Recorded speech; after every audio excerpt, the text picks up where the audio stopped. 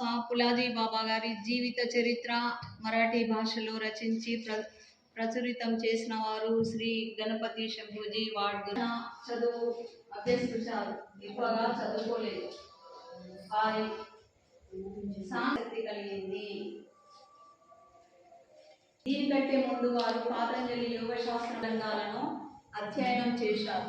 అందుకే శ్రీ బాబా గారికి ఆత్మ సాక్షాత్కారంను ప్రాప్తించుకున్న తర్వాత బాబా గారి బాల్యకాలం నాటి వ్యాసంగా ప్రాప్తమైన అతి దుర్లభమైనటువంటి ఆత్మజ్ఞానము మరియు బాబా గారి నుండి సమాజంలో జరిగినటువంటి ప్రాపంచిక ఉపదేశాల గురించి వారు రచించారు.